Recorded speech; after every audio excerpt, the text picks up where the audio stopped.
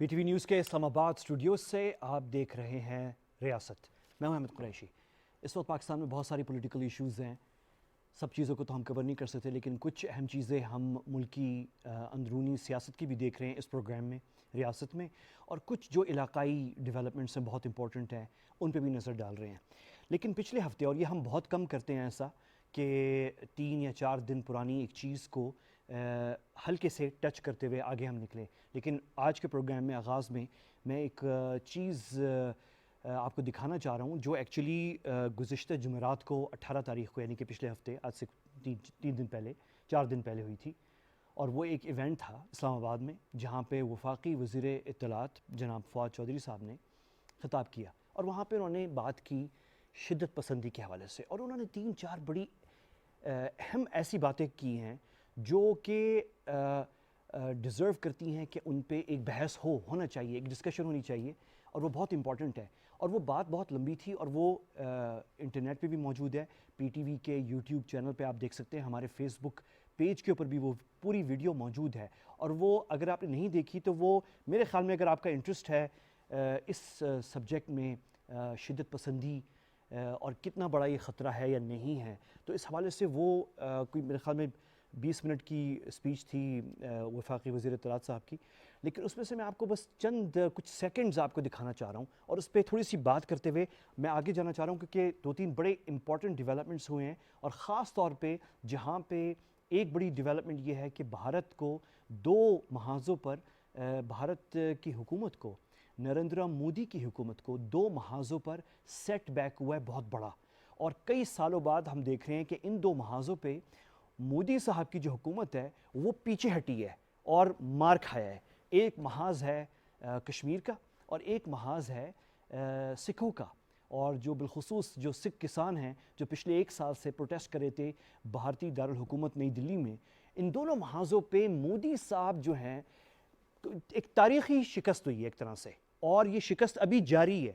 اور آج میں آپ کو پروگرام میں دکھانے جا رہا ہوں ایکچولی کہ یہ شکست ہے کیا. لیکن اس سے پہلے وفاقی وزیر اطلاعات فواد چودھری صاحب نے جو ہے جمعرات کو شدت پسندی کے حوالے سے بہت زبردست بات کی ہے، اور انہوں نے آغاز جو ہے اس بات سے کیا، اور یہ میں آپ کو کوئکلی دکھانا چاہ رہا ہوں. انہوں نے کہا کہ اس وقت پاکستان کو کسی ملک سے خطرہ نہیں ہے. پاکستان ایک بہت بڑا مضبوط ملک ہے، بڑی فوج ہے ہماری، بڑی طاقت ہے، بہادر قوم ہے. ہمارا جو خطرہ ہے وہ اندر سے ہے. یہ کلپ دیکھیں. شدت پسندی جو ہے وہ، اگر آپ مجھے کہیں کہ پہلا، دوسرا، تیسرا پاکستان کا سب سے بڑا مسئلہ کیا ہوگا اور سب سے بڑا پوٹینشل کیا ہے، پاکستان کو سب سے بڑا تھریٹ کیا ہے، ہمیں ہندوستان سے کوئی پوٹینشل تھریٹ نہیں ہے. ہماری دنیا کی 6ٹھی بڑی فوج ہے، ہماری پاس، ہم ایٹمی طاقت ہیں، اور ہندوستان ہمارا مقابلہ نہیں کر سکتا. ہمیں امریکہ سے کوئی خطرہ نہیں ہے، ہمیں یورپ سے کوئی خطرہ نہیں ہے. ہمیں اگر سب سے بڑا خطرہ ہے تو وہ اپنے آپ سے ہے. جو ڈینجر ود ان ہے وہ جو باہر کا خطرہ ہے اس سے بہت بڑا ہے.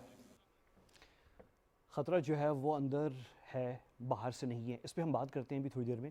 ایک اور جو بڑی زبردست بات ہوئی ہے، اور مجھے بڑی خوشی ہے ذاتی طور پہ کہ یہ بات اب پاکستان میں ہو رہی ہے، اور میرے خیال میں پہلی مرتبہ اس لیول پہ ہو رہی ہے، اور وہ یہ ہے کہ پاکستان میں شدت پسندی پاکستانی تشخص اور پاکستانی شخصیت کا ایک کیریکٹر ہوتا ہے ہر قوم کا. پاکستانی قوم کے جو کیریکٹر ہے وہ شدت پسند نہیں ہے. ہمارے ہاں شدت پسندی باہر سے آئی ہے، اور زیادہ تر پڑوس ممالک سے آئی ہے. اور آپ کو حیرانگی ہوگی کہ یہ انڈیا سے بھی آئی ہے پاکستان میں شدت پسندی. کیسے؟ یہ بات سنیں وفاقی وزیر اطلاعات کی. اور اگر آپ 300 سال پہلے کا پنجاب دیکھیں یا خیبر پختونخوا یا علاقے یہ دیکھیں تو یہاں پر تو اس طرح کی جو مذہبی شدت پسندی تھی، یہ تو ان زیادہ علاقوں میں تھی جو ہندوستان میں رہ گئے. ہماری طرف کے جو علاقے تھے ان میں تو اس طرح کی مذہبی شدت پسندی جو تھی وہ کبھی تھی ہی نہیں. لیکن بدقسمتی سے ہم نے مختلف سیاسی وجوہات کی بنا پر اور پھر خارجی وجوہات کی بنا کے اوپر ہم نے یہ فیصلہ کیا کہ ہم ایک ایسا ایلیمنٹ ہم نے کریٹ کیا کہ جس کے نتیجے میں پاکستان ایک بہت ہی بڑے خطرے سے آج دوچار ہے. ایک اور بہت بڑی بات جو وفاقی وزیر اطلاعات فواد چودھری صاحب نے کی ہے وہ یہ ہے کہ شدت پسندی مدارس کی وجہ سے نہیں آئی، اور مدارس میں پیدا نہیں ہوئی.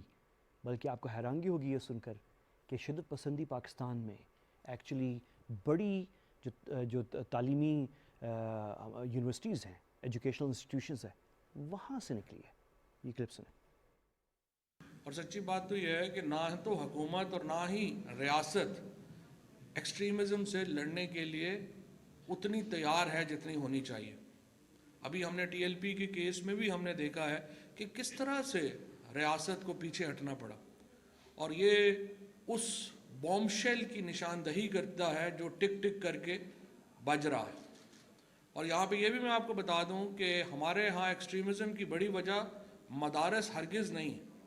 ہمارے ہاں ایکسٹریمزم کی سب سے بڑی وجہ ہمارے اسکول ہیں اور ہمارے کالجز، جہاں پہ ایک باقاعدہ منصوبے کے تحت 80 کی دہائی میں اور 90 کی دہائی میں ایسے اساتذہ بھرتی کیے گئے ہیں جو بنیادی طور کے اوپر آپ کو ایکسٹریمزم کی تعلیم دے رہے ہیں. ہر انسان کا حق ہے کہ اس کی رائے ہو، اور کسی انسان کی کوئی شدت پسند رائے ہو سکتی ہے، اس میں کوئی حرج نہیں ہے. رائے رکھنا، شدت پسند رائے، اوپینین رکھنا، اس میں کوئی حرج نہیں ہے. مشکل اس وقت ہے اور مسئلہ اس وقت ہے جب وہ جو رائے کا حامل ہے، شدت پسند رائے، وہ اسلحہ بھی اٹھائے. یہ دیکھیں.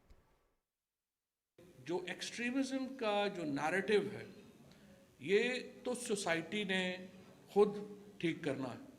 مختلف پوائنٹ آف ویوز ہیں، مختلف پوائنٹ آف ویوز ہوتے ہیں، ایکسٹریم پوائنٹ آف ویوز بھی ہوتے ہیں. سوسائٹیز میں کوئی پرابلم نہیں ہے ایکسٹریم پوائنٹ آف ویو رکھنے میں. ایک شخص کہتا ہے کہ اپنا ہمیں فلانے ملک کے ساتھ جنگ کر لینی چاہیے، یہ اس کا پوائنٹ آف ویو ہے، اس کو آپ نہیں روک سکتے. لیکن اس کو یہ اجازت نہیں دی جا سکتی کہ وہ بندوقیں لے کے، کلاشن کوفیں لے کے حکومت کے اوپر چڑھ پڑے کہ نہیں اگر آپ جنگ نہیں کرتے تو میں آپ سے جنگ کروں گا. ریاست کا صرف ایک ہی کام ہے کہ وہ انشور کرے کہ رائٹ آف وائلنس جو ہے وہ کسی ایک سوچ کے پاس نہیں جائے گا، ایک گروپ کے پاس نہیں جائے گا، تاکہ ڈائیورسٹی آف ویوز رہے ایک سوسائٹی کے اندر. لیکن اگر ریاست کمزور ہو جائے اور وائلنٹ گروپس تگڑے ہو جائیں اور وہ کہیں کہ نہیں آپ ہمارے نقطہ نظر کے علاوہ کوئی اور نقطہ نظر کہہ ہی نہیں سکتے، ہیئر لائز دا پرابلم. اور جب تک ہم انفورسمنٹ آف لا کو، یہ آپ کو میں نے 4 کلپس دکھائے ہیں اور یہ جمعرات کے ہیں، 18 تاریخ کے ہیں. ابھی میں آپ کو صرف یہ 4 کلپس دکھا رہا ہوں. یہ کوئی 20 منٹ کا خطاب تھا وفاقی وزیر اطلاعات فواد چودھری صاحب کا، اور یہ موجود ہے ہمارے یوٹیوب چینل کے اوپر، پی ٹی وی نیوز کے ہمارے فیس بک پیج پہ بھی ہے. اچھا، میں آپ کو صرف 3 چیزیں بس بتانا چاہ رہا ہوں اس سے پہلے کہ ہم آگے جائیں، اور میں آپ کو پھر وہ اس بات کی طرف لے کر چلوں جہاں پہ ایک بہت بڑا سیٹ بیک نریندر مودی حکومت کا ہوا ہے سکھ کسانوں کے سامنے اور کشمیر میں ہوا ہے. اور یہ سالوں بعد پہلی دفعہ یہ دونوں محاذوں پہ ایک بڑا سیٹ بیک پچھلے 4 دنوں کے اندر ہوا ہے، وہ میں آپ کو بتانے جا رہا ہوں. لیکن یہ جو 4 کلپس میں نے آپ کو دکھائے ہیں، میں آپ کو اس لیے دکھا رہا ہوں کیونکہ ایز اے جرنلسٹ اور صحافی، اور آپ میں سے بہت سارے لوگ جو اس وقت دیکھ رہے ہیں مجھے، آپ بھی، ہم سب جو ہیں شدت پسندی پہ پاکستان میں پچھلے 18-19 سالوں سے بات ہو رہی ہے، تو یہ کوئی نئی بات نہیں ہے. لیکن یہ جو 3 باتیں جو ہیں بہت اہم ہیں. ایک جو وفاقی وزیر اطلاعات صاحب نے بات کی ہے کہ سب سے بڑا تھریٹ جو ہے ہمیں کسی ملک سے نہیں ہے، ہمیں امریکہ سے، ہمیں یورپ سے، ہمیں ایون انڈیا سے جو ہے خطرہ نہیں ہے، کیونکہ پاکستان ایک بہت بڑا ملک ہے، وہ ہمارے خلاف کچھ کر نہیں سکتے. باقی پالیٹکس چلتی رہتی ہے، چھوٹی موٹے خطرات ہوتے رہتے ہیں، بارڈر پہ ایشوز ہو گئے، لیکن واقعی ہمیں یہ بہت بڑی بات ہے، بہت اہم بات ہے سمجھنا. کیونکہ ہم اکثر، آپ نے بھی دیکھا ہوگا سوشل میڈیا پہ، ہم بہت جلدی ایک پینک سا، ایک گھبراہٹ پھیل جاتی ہے. چھوٹی سی کوئی ڈیولپمنٹ ہو گئی، کسی ملک نے یہ کہہ دیا، کہیں اسٹیٹمنٹ آ گئی، کہیں ریزولوشن پاس ہونے جا رہا ہے، اور ہمارے ہاں جو ہے ایک پینک پھیل جاتا ہے جیسے ہم کوئی بہت چھوٹا ملک ہے. ہم نہیں ہیں، ہم بہت بڑا ملک ہے، اور ہمیں خطرہ نہیں ہے. ہمیں اگر کہیں سے خطرہ ہے تو وہ اندر سے ہے. وفاقی وزیر اطلاعات نے جو ہے وہ شدت پسندی کا ذکر کیا ہے، اسی سے منسلک ہے. ظاہر ہے آپ کی انٹرنل اسٹیبلٹی ہے، آپ کی اکانومی ہے، آپ کا خطرہ جو ہے وہ اندر سے ہے. یہ بہت کی پوائنٹ ہے. دوسری بات انہوں نے کی ہے کہ وہ شدت پسندی ایکچولی پڑوس سے آئی ہے، بالخصوص بھارت سے. اور انڈیپینڈنس یعنی ہماری آزادی سے پہلے 1947 سے پہلے جو شدت پسند مدارس تھے، یا مدارس سے مراد یہ ہے میرا جو مکاتب فکر تھے شدت پسند جو تھے، جو ایکسٹریم پہ تھے، وہ انڈیا میں تھے، وہ پاکستان میں نہیں تھے. اور یہ چیز پاکستان میں بعد میں آئی ہے. اور 3 اور ایسے مواقع ہیں اتفاق سے، وہ ایک ہی سال سے ان تینوں کا تعلق ہے. 1979 میں 3 چیزیں ہوئی تھیں جس سے پورے خطے کے اندر جو ہے شدت پسندی پھیلی تھی. ایک 79 میں سوویٹ انویژن ہوا تھا افغانستان، اس سے یہ شدت پسندی کے پیدا ہونے میں ایک فیکٹر تھا. دوسرا جو تھا وہ ایران میں ایک بہت بڑا ملک ہے، امپورٹنٹ ملک ہے پورے خطے کا، وہاں پہ رجیم چینج ہوا، ریولوشن آئی، ایک بہت بڑا چینج آیا، ایک وہ ہوا. اور تیسرا جو ہے تبدیلی وہ سعودیہ میں آئی، جہاں پہ مکہ المکرمہ میں کچھ شدت پسندوں نے جو ہے حملہ کیا اور حرم المکی کے اوپر قبضہ کیا، اور وہ شدت پسند جو ہیں انہوں نے کئی گھنٹے جو ہیں وہ قابض رہے حرم کی عمارت پہ، اور پھر حرم کو جو ہے ان سے آزاد کیا گیا. یہ 3 واقعات اس خطے میں ایک ہی سال میں ہوئے تھے 1979. تو جہاں پہ یہ بہت اہم بات ہے جو وفاقی وزیر اطلاعات فواد چودھری صاحب نے کی ہے کہ ایکسٹریمزم پاکستان میں اول تو انڈیا میں تھا 47 سے پہلے، آزادی سے پہلے پاکستان میں نہیں تھا، اور دوسرا یہ ہے کہ اس کا یہ ایکسٹرنل ہے. اور میں نے آپ کو بتایا کہ 79 میں 3 بڑے انسیڈنٹس ہوئے تھے جس کی وجہ سے شدت پسندی پورے خطے میں پھیلی ہے. یہ بہت اہم پوائنٹ ہے. اور آخری پوائنٹ جو ہے بہت ضروری ہے کہ سب کی رائے ہے، اور یہ اس میں کوئی حرج نہیں ہے کہ کسی کی کوئی ایکسٹریم اوپینین ہو، جسے ہم کہیں کہ شدت پسند رائے رکھی ہوئی ہے. اور شدت پسند بائی دا وے ویسے ایک بات ہے جو ہے ہم نے بات کی ہے کہ شدت پسندی کی، اور وہ اس کو مذہب ہم نے تھوڑی سی وہ مذہب سے منسلک ہو رہی ہے، لیکن فیکٹ یہ ہے کہ ہمارے ہاں لیفٹسٹ ایکسٹریمزم بھی ہوئی ہے. اور 1970s کے اندر ہم نے دیکھا ہے کہ سوویت یونین جب موجود تھا تو انہوں نے لیفٹسٹ کمیونسٹ ایکسٹریمزم جو ہے، شدت پسندی جو ہے، اس کو بھی ہوا دی. اور ہم نے دیکھا کہ کیسے سوویٹس نے مقامی کچھ لیفٹ ونگ ایکسٹریم، سب لیفٹسٹ ایکسٹریمسٹ نہیں ہیں، اسی طرح سارے مذہبی لوگ ایکسٹریمسٹ نہیں ہیں، اور سارے لیفٹ ونگ بھی ایکسٹریمسٹ نہیں ہیں، لیکن سوویت یونین نے کمیونزم اور کمیونسٹس کے تھرو جو ہے ہم نے دیکھا کہ کیسے بلوچستان میں، مشرقی پاکستان میں وائلنس پھیلایا گیا. تو اوپینین رکھنا شدت پسند اس میں کوئی مسئلہ نہیں ہے، پرامن طریقے سے آپ اپنی رائے رکھ سکتے ہیں جو شدت پسند ہو، لیکن اسلحہ اٹھانا اور بندوق کی نوک پر جو ہے وہ سب پہ فرض کرنا جبراً، یہ یہاں پہ مسئلہ ہے. تو یہ بہت اہم میرے خیال میں بات ہوئی ہے جو وفاقی وزیر اطلاعات نے کی ہے، اور اس طرف میں نے اشارہ کرنا تھا. اب ہم ذرا چلتے ہیں آگے. جو 2 بڑی سیٹ بیک ہوئی ہیں نریندرا مودی کی حکومت کو، اور پروڈیوسر صاحب اگر آپ تیار ہیں تو میں بالکل، تو سب سے پہلی جو سیٹ بیک ہوئی ہے نریندرا مودی کو وہ کشمیر میں ہوئی ہے. آج سے 4 دن پہلے 5 دن پہلے ایک عمارت میں سری نگر کے اندر جو ریل اسٹیٹ کے بزنس مین تھے، وہاں پہ آفیسز میں گھس کے انڈین فوجیوں نے ایگزیکیوٹ کیا، ماورائے عدالتی قتل کیا 4 کشمیریوں کا، اور ان کی لاشیں غائب ہو گئی حسب معمول. اور سینکڑوں بلکہ ہزاروں ایسی لاشیں ہیں جو اس طرح ماورائے عدالتی قتل ہوتا ہے کشمیر میں، اور اس کے بعد جو ہے وہ لاشیں کبھی واپس نہیں ہوتی. اس دفعہ احتجاج ہوا اور وہ لاشیں واپس ہوئی. ذرا وہ ویڈیو دکھائیں جس میں خواتین ان کو واپس کیا گئے ہیں، وہ جو شہیدوں کی 2 شہیدوں کی، الطاف بٹ اور ڈاکٹر مدثر کی جو لاشیں وہ واپس ہوئی ہیں.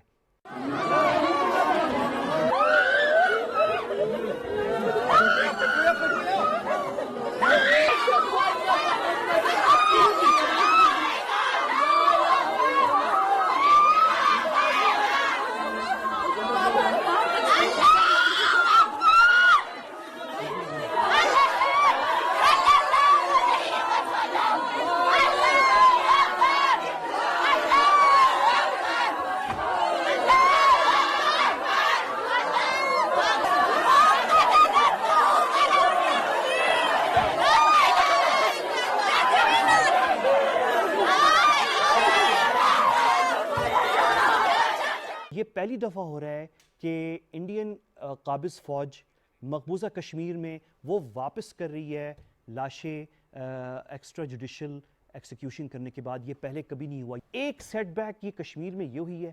دوسری سیٹ بیک بہت بڑی ہوئی ہے، وہ سکھ کسانوں کے حوالے سے ہے.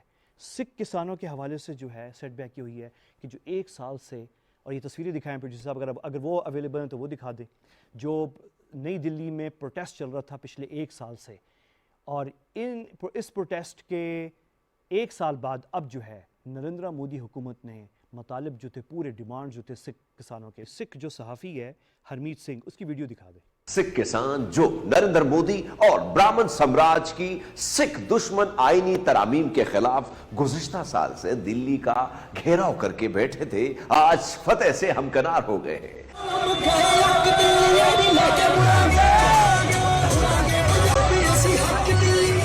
दिल्ली के ब्राह्मण सिखों की ताकत के आगे घुटने टेकने पर मजबूर हो गए हैं। मोदी का गुरूर सिख किसानों के खेतों की खाक में मिल चुका है। नाज़रीन, इस एहतजाज के चलते दिल्ली के ब्राह्मण ने सिखों के खिलाफ जुल्म के कई तरीके अपनाए। बुजुर्ग सिख किसानों पर डंडे बरसाए, वाटर कैनन से लेकर आंसू गैस की शेलिंग तक की। कई सिख किसानों को पाबंदे सलासल कर दिया। एहतजाज के मुकाम को बंद करके सिखों का खाना पीना बंद कर दिया। मगर सिख किसानों ने ब्राह्मण साम्राज्य को अपनी ताकत दिखाने की खातिर लाल कल्ले पर निशान साहब बुलंद किए। दिल्ली के ब्राह्मण ने 1984 की तारीख दोहराते हुए एक जानिब सिखों को तशद्दुद पर उकसाने की कोशिश की और दूसरी तरफ एहतजाज करते किसानों के सफों में सिखों के रूप में बजरंग दल के गुंडे छोड़े ताकि किसानों की एकता को अंदर से तोड़ा जा सके। मगर सिखों ने साबित कर दिया कि अब की बार मोदी को नकेल डालकर ही छोड़ेंगे। नरेंद्र मोदी की तरफ से पुलिस के रूप में मौजूद आरएसएस के गुंडों को सिख किसानों पर टूट पड़ने के अहकाम दिए जाने लगे और कहा गया कि सिखों को इतना मारा जाए ताकि उनकी कमर टूट जाए। मगर सरदार की दस्तार हमेशा ऊंची रही है और हमेशा ऊंची रहेगी। आज सिखों की फतेह का दिन है। आज इस दस्तार की फतेह का दिन है। आज कनाडा से लेकर ऑस्ट्रेलिया के हर सिख की जीत का दिन है। आज खालसे का दिन है। आज हर खालिस इंसान खुश है। आज साबित हो गया कि अगर 2 करोड़ सिख एक हो जाएं तो बड़े से बड़े ब्राह्मण और हिंदू सरमायादारों का गुरूर खाक कर सकते हैं। अब जरा सोचें, अगर हिंदुस्तान का 27 करोड़ मुसलमान एक हो जाए तब इन ब्राह्मणों और छोटी जातों और अकलियतों का खून चूसने वाले हिंदू सरमायादारों का क्या हाल होगा। अच्छा, ये प्रोटेस्ट जो है इंडियन हुकूमत ने अब मान लिए हैं डिमांड्स जो सिखों के थे, लेकिन ये प्रोटेस्ट ख़त्म नहीं हुआ है अभी और ये जारी है। ये वीडियो हमारे पास है, ये दिखाएं, जो इंडियन मीडिया भी अनाउंस कर रहा है कि प्रोटेस्ट ख़त्म हो गया है। On the farmers now, and farmers at the Delhi borders have said that their protest will continue till the formal cancellation of the 3 contentious farm laws which Prime Minister Narendra Modi had announced on Friday. They've also demanded a law on the minimum support price. Protest जो है वो Indian government ने, मोदी साहब ने जो है तमाम demand सिखों के मान ली हैं, लेकिन इसके बावजूद जो है प्रोटेस्ट वो जारी रहेगा जब तक परसों जो है इंडियन पार्लियामेंट वो कवानीन रिपील नहीं करेगा जो इंट्रोड्यूस किए गए थे, जिसकी वजह से 1 साल पहले प्रोटेस्ट शुरू हुआ था। और इसके साथ साथ नरेंद्र मोदी की हुकूमत को कुछ 750 सिख किसान हैं जो मारे गए मुख्तलिफ प्रोटेस्ट के अंदर, जो कन्फ्रंटेशन हुई थी इंडियन पुलिस के साथ पिछले 1 साल में, और कुछ तकरीबन 750 जो है मारे गए हैं। तो 3 लाख फीकस जो है वो डिमांड हो रहा है कि इंडियन गवर्नमेंट अब अदा करेगी सिख किसानों को। ये क्लिप देखें। Telangana government on Saturday announced 3 lakh as compensation each to families of the 750 farmers who died while protesting against the farm laws in Delhi. Chief Minister K. Chandrasekhar Rao also demanded the central government give 25 lakh. अच्छा, और साथ ही जो है referendum अभी ख़त्म हुआ है London में। अगर आपके पास वो फुटेज है रेफरेंडम की, प्रोड्यूसर साहब अगर हुआ आप उस पर आ जाएं, तो रेफरेंडम जो है खालिस्तान रेफरेंडम, जो कि सिखों का सबसे बड़ा रेफरेंडम, बाकायदा विद परमिशन ब्रिटिश गवर्नमेंट के, और बहुत कोशिश हुई इंडियन गवर्नमेंट की तरफ से, और कुछ डिप्लोमेटिक टेंशन भी हो गई बरतानिया और इंडिया के दरमियान, लेकिन इसके बावजूद जो है वो बरतानी हुकूमत ने जो है वो इजाज़त दी और ये अभी ख़त्म हुआ है ये रेफरेंडम जो है। और ये अगले हफ्ते अब जिनीवा जा रहा है। ये उसकी तस्वीर भी दिखा दे ब्रिटिश साहब। तो खालिस्तान अब जो है रेफरेंडम वो अब जिनीवा जा रहा है, और जिनीवा जो है वो हेडक्वार्टर है अक़वाम मुत्तहिदा का यूरोप के अंदर, और वहाँ पे अब रेफरेंडम सिखों का होने जा रहा है यूनाइटेड नेशंस की बिल्डिंग के सामने। और अगेन ये स्विस गवर्नमेंट की इजाज़त से है। तो पहले जो रेफरेंडम हुआ है लंदन में वो बरतानवी हुकूमत की इजाज़त से हुआ है, और ये सेकंड जो रेफरेंडम होने जा रहा है जिनीवा के अंदर वो स्विस गवर्नमेंट की इजाज़त से है। तो आप देखें कि ये नाकामी अगेन फिर डिप्लोमेटिक मोदी गवर्नमेंट को हो रही है कि बेसिकली वो नहीं रोक सक रहे इस खालिस्तान रेफरेंडम को। और अभी हम इस पर बात करते हैं, और मेरे साथ स्टूडियो में जो मेहमान बैठे हुए हैं वो एक्सपर्ट हैं सिख अफेयर्स के ऊपर, और बल्कि वो सिख जो पंजाबी जो सिख बोलते हैं खालिस गुरमुखी जो है उसके भी एक्सपर्ट हैं, और जो मजहबी किताबें हैं सिखों की उस पर भी अबूर हासिल उनको हासिल है। लेकिन उनसे बात करने से पहले مجھے میرے ساتھ ٹیلی فون پہ ہیں یا زوم پہ ہیں؟ زوم پہ ہمارے ساتھ ہیں ہرمیت سنگھ جو کہ جرنلسٹ ہیں. ہرمیت آپ مجھے سن سک رہے ہیں؟ آپ کو آپ موجود جی ہیں؟ بالکل سن سکتے بالکل ہیں. Good to see you. آپ کی ابھی آپ کی کلپ بھی میں نے چلائی ہے جو سوشل میڈیا پہ موجود تھی. تو ہرمیت آپ تھوڑا سا بتائیں کہ یہ جو مطلب میں یہ جو کہہ رہا ہوں کہ یہ بہت بڑی سیٹ بیک ہے نریندرا مودی گورنمنٹ کے لیے سکھ کسانوں کے سامنے, اور یہ بہت بڑی ہے اور یہ سیٹ بیک ہے ان ایکسپیکٹڈ ہے. یہ بات صحیح ہے؟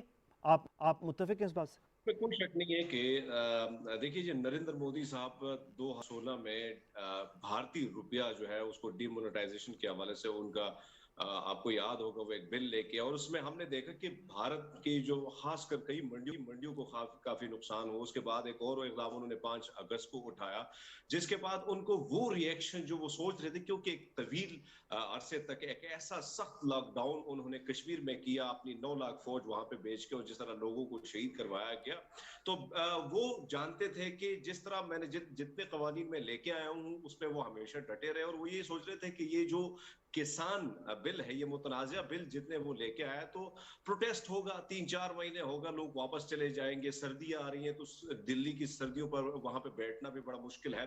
بٹ اس کو کسانوں نے جو سبق سکھایا ہے وہ آج اگر ہم دیکھیں وہاں پہ جس طرح جو میڈیا ہے, جس کو میں گودی میڈیا کہوں گا, کیونکہ گودی میڈیا جس طرح تشہیر کر رہا تھا کسانوں کے خلاف, اور آپ کو یاد ہوگا کہ کچھ سیلیبریٹیز جو ہیں جس کو کل پرسوں پدما شری ایوارڈ جو ملا ہے, کنگنا رناوت اور اس جیسے کئی اداکاروں کو خریدا گیا تھا اور ان سے ٹویٹ کرائے جاتے تھے باقاعدہ, جس پر ایک خاتون بزرگ سکھ خاتون تھی جس پر یہ الزام لگایا گیا تھا کہ ان کو 100 روپیہ دے کر لایا گیا ہے اس احتجاج میں. تو اس قسم کے لوگوں کو خریدا گیا تھا, اور آپ کو یاد ہوگا کہ ایک کسان بیچارے نے پیزا کھا لیا تھا, اس پیزا کو گودی میڈیا نے کتنا ایشو بنا لیا تھا کہ یہ تو کسان نہیں ہے. پھر اس کے بعد ہم نے یہ دیکھا کہ وہاں پہ جب راکیش ڈکیت صاحب نے جب وہاں کے انہوں نے جس طرح کسان کی ریلی کو وہ ہٹ کر رہے تھے, جب انہوں نے اللہ اکبر کے نعرے لگائے اور نیچے سے ہر ہر مہادیو کے نعرے آئے, تو ان کا مقصد یہ تھا کہ ہم سارے متحد ہیں. تو اس کے بعد انہوں نے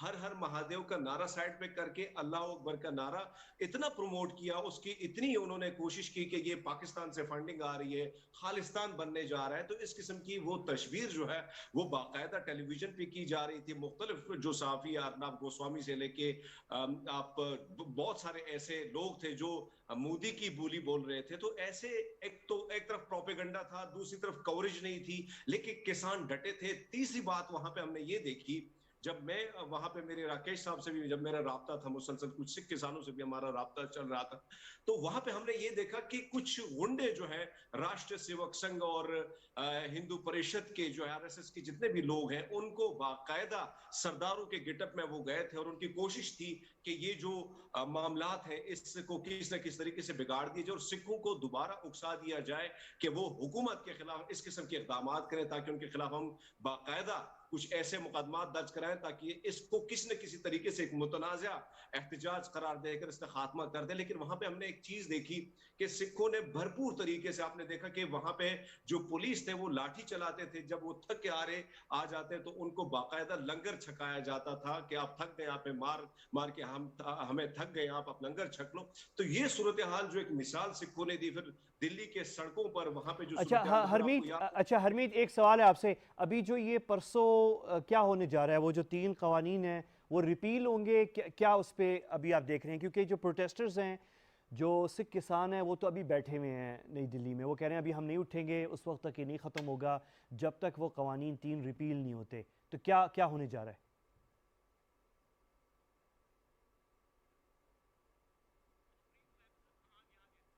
ہاں ہرمیت آپ کو فریز ہو گئے تھے آپ. میں آپ سے پوچھ رہا تھا کہ پرسوں جو ہے مودی سرکار جو ہے وہ اب ریپیل کرنے جا رہی ہے وہ 3 کالے قانون جن کی وجہ سے یہ پروٹیسٹ شروع ہوا ہے.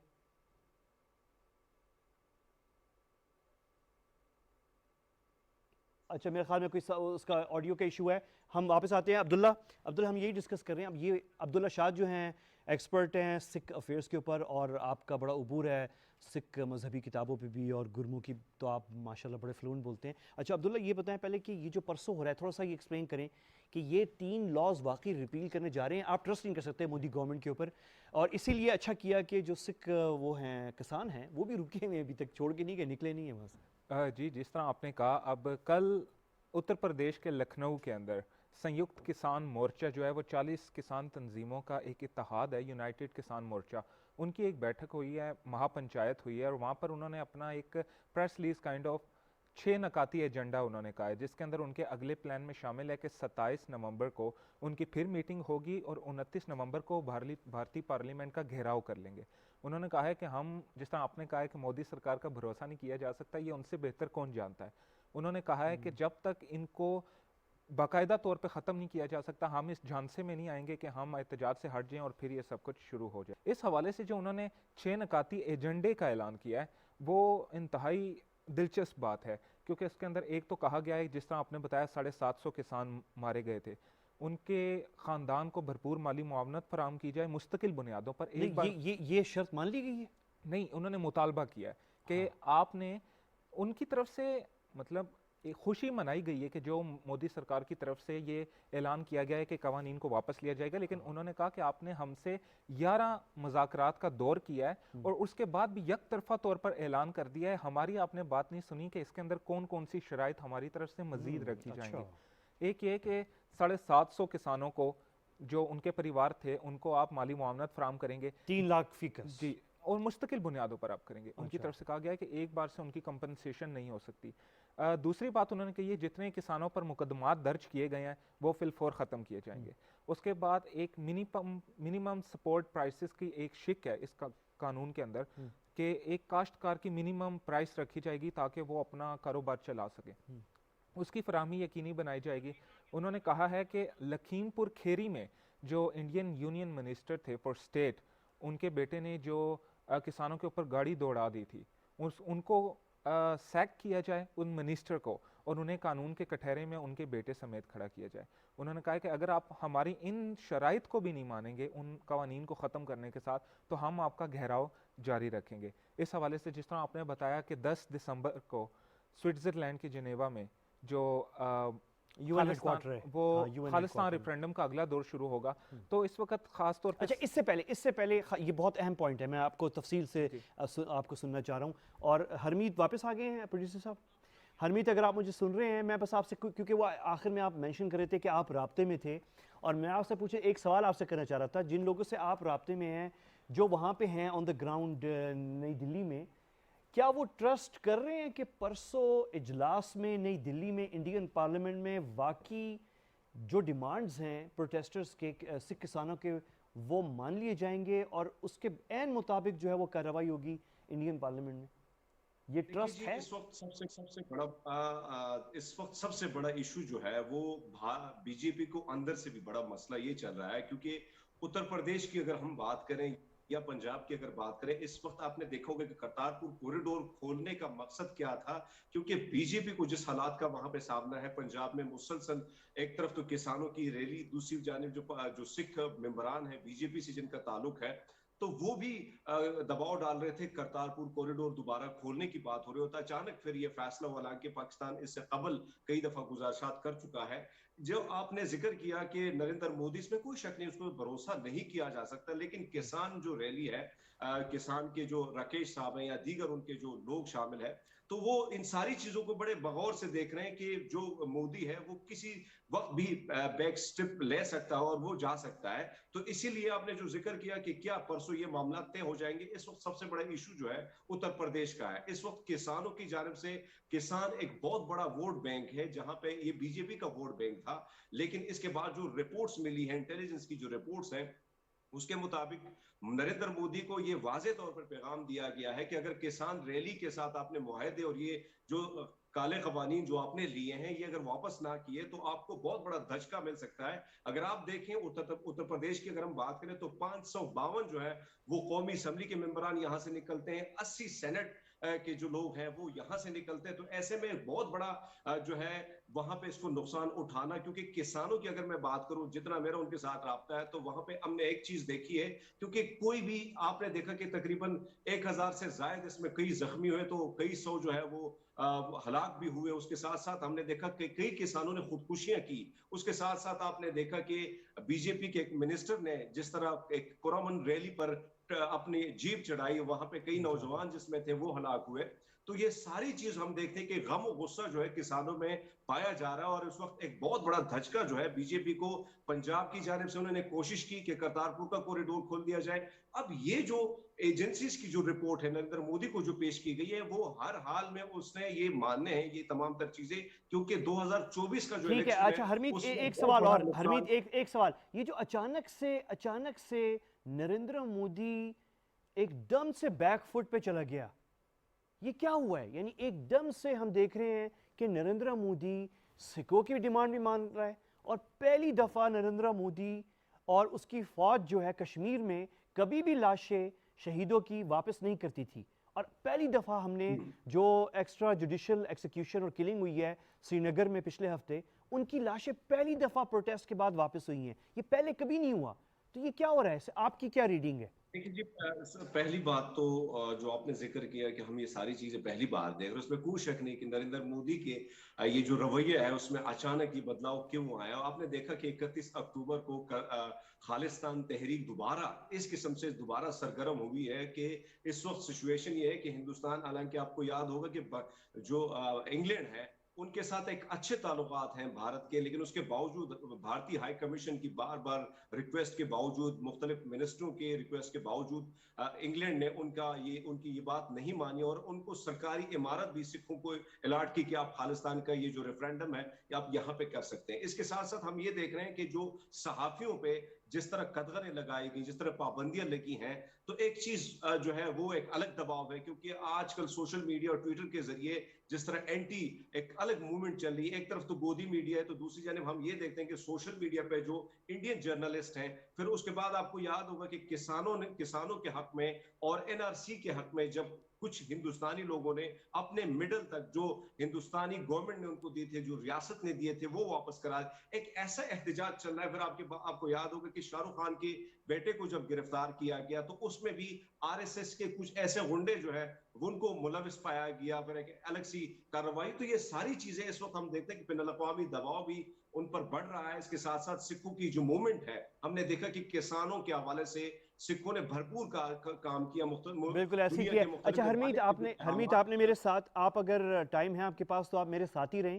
اور میں عبداللہ یہ پوائنٹ میں آپ سے پوچھوں, آپ کیونکہ جنیوا کی بات کر رہے تھے تھوڑی دیر پہلے, اور جا رہا ہوں کہ ایک سیٹ بیک کشمیر, اور یہ تو بات ہوگی کہ ہمیں نظر آ رہا ہے کشمیر میں لاشیں واپس پہلی دفعہ ہوئی ہیں, یہ ڈیمانڈز مانے جا رہے ہیں سکھوں کے. اچھا ایک سیٹ بیک ڈپلومیٹک یورپ میں ہوا ہے کہ پہلے تو برطانیہ نے انڈین گورنمنٹ کی ریکویسٹ نہیں مانی, پرمیشن دے دی تھی پروٹیسٹ کی انگلینڈ میں, اور اب سوئس گورنمنٹ جو ہے وہ دینے جا رہی ہے. تو یہ سیکنڈ سیٹ بیک ہے, اور تھوڑا سا بتائیں جو جنیوا میں ہونے جا رہی ہے کیا ہے؟ جنیوا میں یہ جو سکھ ریفرینڈم ہے اب یہ ورلڈ وائڈ پھیل رہا ہے. پہلے صرف یہ بات کی جا رہی تھی کہ یہ یو کے اندر شروع ہوا ہے, اب اس کے بعد بھی وہ کہہ رہے ہیں کہ ہم جنیوا کے بعد یہ کام پہ کنڈکٹ کرنا چاہتے ہیں اپنا ریفرینڈم, اس کا ہم اعلان کریں گے. اس کے ساتھ بھارت میں اس وقت سب سے دلچسپ صورتحال یہ کہ 7.5 سال کے اندر مودی سرکار کو سب سے بڑا سیٹ بیک یہ ہوا ہے. انہوں نے ڈی منیٹائزیشن کی 2016 نومبر کے اندر, انہوں نے سٹیزن امینڈمنٹ بل دیا, انہوں نے این آر سی دیا, انہوں نے آرٹیکل 370 کو 35A کو ایبروگیٹ کیا, لیکن اس کے بعد اسی قانون سے انہیں واپس پیچھے کیوں ہٹنا پڑا. اور اس کے ساتھ اب یہ کہ کئی ہندو سادھوؤں کی طرف سے کہا جا رہا ہے کہ جو 2021 ہے یہ ہمارے لیے بدقسمت ترین سال ہے. اس کے اندر 26 جنوری کو ہمارے لال قلعے کے اوپر خالصتانی پرچم لہرا دیا گیا, ہمارے ریپبلک ڈے کے اوپر. افغانستان کے اندر ہمیں تاریخی انٹیلیجنس فیلئر کا سامنا کرنا پڑا, اور وہاں سے ہم وائٹ واش ہو گیا ہمارا. یہ بات ہو رہی ہے جی, یہ بات ہو رہی ہے. اچھا. اس کے ساتھ کہا جا رہا ہے کہ جی اب یہ ہو رہا ہے. اور اس کے ساتھ میں آپ کو بتاؤں, شہریت ترمیمی بل جو سٹیزن امینڈمنٹ ایکٹ تھا CAA, اس کو انہوں نے واپس نہیں لیا تھا. شاہین باغ کے اندر احتجاج ہوا تھا. آسام کے اندر 12 دسمبر کو مختلف تنظیموں کی طرف سے اعلان کیا گیا ہے کہ وہ CAA کے خلاف دوبارہ احتجاج شروع کر رہے ہیں, اور جب تک اسے بھی ختم نہیں کیا جاتا وہ نہیں اٹھیں گے. مطلب وہ انسپائر ہو رہے ہیں سکھ کسانوں کے بہت سارے لوگ, محبوبہ مفتی دوسروں نے کہا ہے کہ اگر آپ نے اس کو ریورس کر لیا, ریپیل کر دیا, تو آپ آرٹیکل 370 کو بھی کریں. اس وقت جو آپ نے پوچھا کہ یہ کیوں ہوا, انہوں نے پیچھے انہیں ہٹنا پڑا, اصل میں اگلے سال کے شروع کے اندر 5 بھارتی اسٹیٹس کے اندر انتخابات ہونے جا رہے ہیں, جن کے اندر سے اتر پردیش, پنجاب, اتراکھنڈ, گوا اور منی پور شامل ہے, اور اسی سال کے آخر میں ہماچل اور گجرات کے اندر بھی انتخابات ہوں گے. اتر پردیش کے انتخابات کو ہمیشہ انڈین الیکشنز کا سیمی فائنل قرار دیا جاتا ہے, اور اس وقت ان کی ہوا بالکل اکھڑی ہوئی تھی, کوئی انہیں نہیں مارا تھا, اور ان کو یہ تھا کہ اگر یہ فارمر پروٹیسٹ جاری رہا تو خالصتان بننے کی جو رفتار ہے وہ کئی بار ملٹی پلائی ہو جائے گی, اور اپنے وقت سے پہلے اس کا قیام عمل میں آ جائے گا. انہیں نیشنل سیکیورٹی تھریٹ تھا یہ اتنا بڑا. اس کے ساتھ ساتھ جو بابا گرو نانک دیو جی کی اس وقت سالگرہ کی تقریبات جاری ہیں, سکھوں کی جانب سے کہا جا رہا ہے کہ جو انہوں نے کرتارپور راہداری میں آ کے پاکستان نے جو کھولا, انہوں نے آ کے دعائیں مانگی, پرارتھنا کی, تو یہ جو سارا زرعی قوانین کو واپس لیا گیا ہے, اس کے اندر ان دعاؤں کا بھی بڑا اثر ہے. اور وہ سکھ ازم کے اندر ایک پوڑی اس کا لفظ استعمال کیا جائے, کہتے ہیں ست گرو نانک پر گھٹیا مٹی دھند سب چانن ہویا, کہ بابا گرو نانک آئے تو مٹی دھند سب ختم ہو گیا. وہ کہہ رہے ہیں کہ چونکہ ان کی یہ جو مودی سرکار کی طرف سے اعلان کیا گیا, اس کو بھی وہ مٹی دھند کلیئر ہونے سے تشبیہ دے رہے ہیں, اور کہا جا رہا ہے کہ وہ اپنی ان کوششوں کو جاری رکھیں گے, اور 29 نومبر کو بھارتی پارلیمنٹ کا گھیراؤ کیا جا رہا ہے. 29 نومبر کو انہوں نے کہا ہے کہ ہم اپنی شرائط مانیں گے, آپ زرعی قوانین تو واپس کریں گے, ہماری باقی شرائط بھی جب تک نہیں مانیں گے آپ کا گھیراؤ جاری رہے گا. اور اس کے ساتھ ساتھ انڈین پنجاب کے جو چیف منسٹر ہیں چرنجیت سنگھ چنی, انہوں نے انتہائی زبردست جملہ اپنے ٹویٹ کیا. انہوں نے مودی کو مخاطب کرتے ہوئے کہا کہ سب کچھ لٹا کے ہوش میں آیا تو کیا کیا, کہ اب آپ ہوش میں آئیں. اور انہوں نے کہا ہے, بھارتی کسانوں سے اپیل کی ہے کہ جو پنجاب اور بھارتی سرحدی ریاستوں کے اندر BSF ایکٹ اس کے دائرہ کار میں توسیع کر دی گئی, اسے 15 سے بڑھا کر 50 کلومیٹر کر دیا گیا, اس قانون کو ختم کرنے کے لیے وہ بھارتی پنجاب کی حکومت کا ساتھ دیں اور اس ایشو کو پٹ اپ کریں. یعنی یہ بھارتی کسان ایک مثال بن گئے کہ مودی سرکار سے کچھ بھی منوایا جا سکتا ہے, اگر اسے اس کے ہندوتو کے ایجنڈے سے پیچھے دھکیلا جا سکتا ہے تو سب کچھ ممکن ہے. اور اس وقت یہ آنے والے جو چند روز ہیں بھارت کے اندر وہ ڈیفائن کریں گے کہ ساری صورتحال کس طرح. ہرمیت, یہ آپ نے جو بات سنی ہوگی ابھی عبداللہ شاد صاحب نے جو کی ہے, 29 نومبر کو گھیراؤ اس کا جاری رہے گا بھارتی پارلیمنٹ کا, تو اس وقت آپ کافی لوگوں کے ساتھ رابطے میں ہیں, تو موڈ تھوڑا سا بتائیں, بس یہ آپ کے کنکلوڈنگ ریمارکس ہیں, آخری میرے پاس کوئی 2 منٹ ہیں آپ کے لیے, پھر میں واپس شاد صاحب کے پاس آؤں گا. تو آپ اپنا کنکلوژن تھوڑا سا بتائیں کہ اس وقت جو موڈ آن دا گراؤنڈ, جو ان لوگوں نے اتنی قربانی دی سکھ کسانوں نے, اور یہ 1 سال تحریک چلی ہے, اور اب لگ رہا ہے شاید اگر ٹرسٹ کیا جائے مودی صاحب پہ تو شاید یہ اختتام پہ آ رہی ہے, لیکن یہ 29 نومبر کی بات ہو رہی ہے گھیراؤ کی انڈین پارلیمنٹ کی, تو تھوڑا سا موڈ ڈسکرائب کریں اس وقت کیا ہے, جن لوگوں کے ساتھ آپ رابطے میں ہیں, کیا سن رہے ہیں آپ؟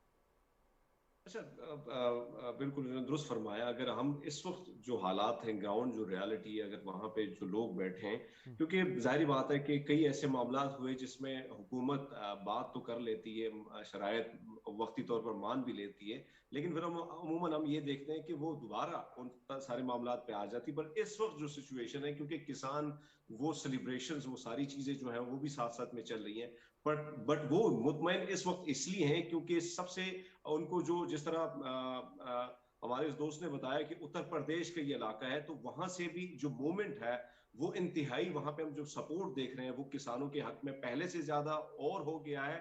اور یہی وجہ ہے کہ اس وقت جو معاملات ہیں ہرمیت, وہ جو اتر پردیش میں جو سپورٹ ہے وہ یعنی میں ایکسپرٹ نہیں ہوں اس لیے میں آپ سے پوچھ رہا ہوں کہ اتر پردیش میں سکھوں کی طرف سے ہے یا عموم کسانوں سے ہے, جو چاہے سکھ ہوں یا ہندو ہوں ان سے بھی ہے؟ دیکھیے, یہ اگر ہم دیکھیں تو زیادہ تر ہم نے ہریانہ اور پنجاب کو تو کور کی ہے, اس میں کوئی شک نہیں کہ کسان کی ایک بہت بڑی موومنٹ وہاں سے ہی نکلتی ہے. لیکن اتر پردیش کی اگر میں بات کروں تو یہاں پہ مکس ہے, یہاں پہ یہ تعداد ہے کہ وہاں پہ مسلمان بھی شامل ہیں, ہندو بھی شامل ہیں اور سکھ بھی شامل ہیں. تو جس کی وجہ سے ایک بہت بڑا تھریٹ جو ہے ان کو یہاں سے مل رہا ہے، جس کی وجہ سے ہم یہ دیکھ رہے ہیں کہ اتر پردیش سے ایک الگ جو وہاں پہ ہم دیکھ رہے ہیں کہ یہ زیادہ مضبوط سے مضبوط ہوتے چلے جا رہے ہیں. لیکن اس کے ساتھ ساتھ جو قوانین کے حوالے سے جس طرح مودی اچانک ٹیلی ویژن پہ اور سب لوگ بھی بڑے حیران پریشان ہوئے. اب بھی اگر آپ دیکھیں ہندوستان کی میڈیا اس کو ایک الگ رنگ دینے کی کوشش کر رہی ہے کہ ریاست کو بچانے کے لیے مودی نے اپنا ایک سٹیپ بیک لے لیا، لیکن ایسا نہیں ہے. ریاست کو بچانے کے لیے نہیں بلکہ مودی سرکار نے اپنی سرکار بچانے کے لیے، اپنی کرسی بچانے کے لیے سارے سٹیپ لیے. لیکن اس میں جو اگر ہم دیکھیں تو کسان ابھی اس لیے اٹھنے کو تیار نہیں کہ جب تک پریکٹیکلی سارے معاملات طے نہیں ہوں گے تب تک وہ وہاں رہیں گے، وہاں کا گھیراؤ جاری رکھا جائے گا. لیکن اس وقت گراؤنڈ کی جو ریالٹی جو ہمیں ہمارے ذرائع بتاتے ہیں تو وہ یہ ہے کہ بی جے پی کے جو لوگ ہیں وہ تقریباً متفق ہیں اس معاملے پہ کہ ان کسان کے تمام تر جو متنازع بل انہوں نے پیش کیے تھے ان کو واپس لیا جائے. عبداللہ یہ بڑی اہم پوائنٹ ہے جو کہ یو پی میں، اتر پردیش میں مسلمان کسان بھی، ہندو کسان بھی اور سکھ تو ہیں. اتر پردیش کے اندر جو مہا پنچایت ہوئی تھی اس کے اندر 5 لاکھ سے زائد کسانوں نے شرکت کی تھی، جس کے اندر انہوں نے اللہ اکبر کے نعرے بھی لگائے تھے پورے کراؤڈ نے، اور دوسرے نعرے بھی لگائے تھے. اور راکیش ٹکیت نے، جس طرح ہرمیت سنگھ نے شروع میں بتایا اچھا، تھا، اللہ اکبر جو لگائے تھے نعرے وہ تھے ان کو آر ایس ایس کو جی سنانے کے لیے، آر ایس ایس کو سنانے کے لیے اور مختلف تنظیموں کی کرنے کے لیے کہ ہم سارے متحد ہیں، جس میں مسلمان اور ہندو اور سکھ سارے شامل ہیں، جس میں بولے سونے حال ست شری اکال کا اور ہر ہر مہادیو اور اللہ اکبر کا نعرہ لگایا گیا تھا. تو وجہ یہی تھی کہ ایک پیغام دینا تھا مودی سرکار کو کہ ہم متحد ہیں، آپ بہت کوشش کریں ہمیں ڈیوائیڈ کرنے کی. اور وہی پیغام بہت سٹرونگ میسج گیا ہے بی جے پی کے پارٹی کو اور بی جے پی کو، بلکہ انٹیلیجنس کی جو رپورٹ ہے اس میں ساری چیزیں جو ہیں مودی سرکار کو اسی طرح پیش کی گئی ہیں کہ بہت خطرناک سا میسج آپ کو مل سکتا ہے. تو میرے خیال میں یہی پیغام تھا اور جس پیغام نے آخر کام کر دیا. بالکل، بہت شکریہ آپ کا ہرمیت سنگھ. اور آخر میں عبداللہ آپ بھی کنکلوڈنگ ریمارکس، آپ کا 20 نومبر کے بعد کیا دیکھ رہے ہیں؟ 29 نومبر کے بعد ایک تو وہ پارلیمنٹ کا گھیراؤ کریں گے. ساری 40 سے زائد سکھ تنظیمیں ہیں جن کو ملا کر ایک سنیکت کسان مورچہ اس تنظیم کا نام رکھا گیا. سنیکت کا معنی ہے یونائٹڈ کسان فرنٹ آپ اسے کہہ سکتے ہیں. وہ انہوں نے ابھی ان کی 27 نومبر کو ایک اور مہا پنچایت ہونے جا رہی ہے، اس کے اندر وہ اپنے مطالبات کے اوپر دوبارہ دیکھیں گے اور اس کے اندر کچھ اور ایڈیشن کریں گے. اس کے بعد 29 نومبر کو پارلیمنٹ کا گھیراؤ کیا جائے گا. اگر تب تک مودی سرکار نے ان قوانین کو پارلیمنٹ سے منظوری کے ذریعے ختم نہ کیا تو یکدم ایسکلیشن بڑھ جائے گی، کیونکہ وہ کہہ رہے ہیں کہ ہم گھیراؤ کریں گے اور تب تک آپ کا گھیراؤ ختم نہیں کریں گے جب تک ہماری مانگیں پوری نہیں کی جا سکتی.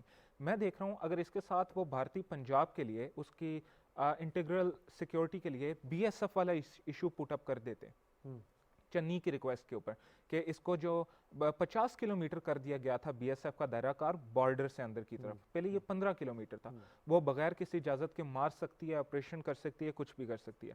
اگر اس ایشو کو بھی انہوں نے پٹ اپ کر لیا تو ایک نئی صورتحال سامنے آ جائے گی کہ اب مودی سرکار اس کے اوپر کیا کرتی ہے، کیونکہ اپنی اس نے کمزوری ظاہر کر دی ہے کہ وہ اسے اس کے اقدامات سے پیچھے ہٹایا جا سکتا ہے. سٹیزن امینڈمنٹ ایکٹ کے خلاف آسام میں سی اے اے 12 دسمبر سے شروع ہو رہا ہے. بہت بڑا احتجاج شروع ہونے جا رہا ہے. وہ کہہ رہے ہیں کہ ہم دلی کے شاہین باغ والا ایپیسوڈ بھی دوبارہ دہرائیں گے اور جب تک یہ ختم نہیں ہو جاتا. اسد الدین اویسی نے اس حوالے سے ٹویٹ کیا، انہوں نے کہا ہے کہ اس کو ختم ہونا چاہیے.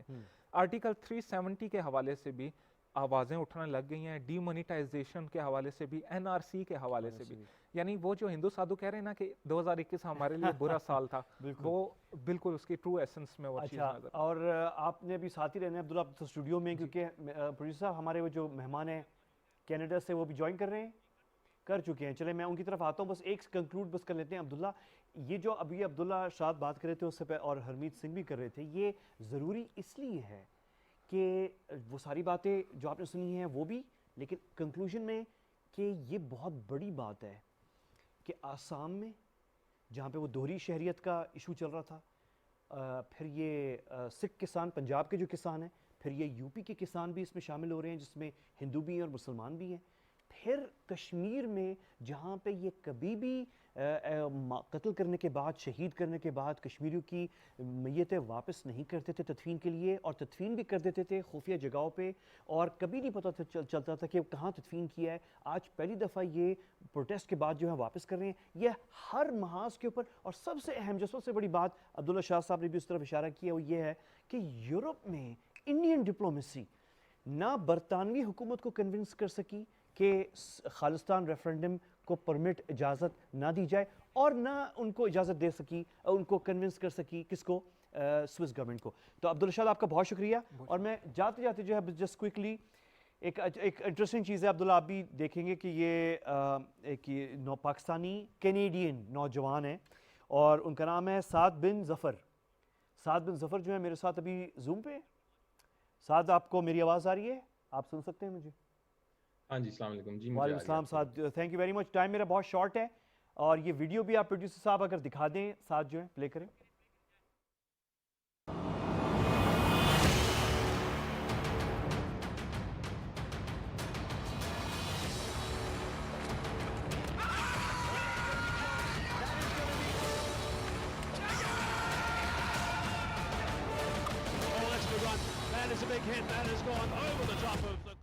اچھا تھوڑے سا وہ یہاں پہ میرے سامنے وہ ہو گئی تھی. یہ نیا ریکارڈ قائم کیا ہے اور یہ اگر سعد آپ تھوڑا سا ایکسپلین کریں, یہ جو ریکارڈ جو ہم کلپ چلا رہے تھے, یہ جو ریکارڈ قائم ہوا ہے, یہ ریکارڈ آپ خود بتائیں کہ آپ نے کیا قائم کیا.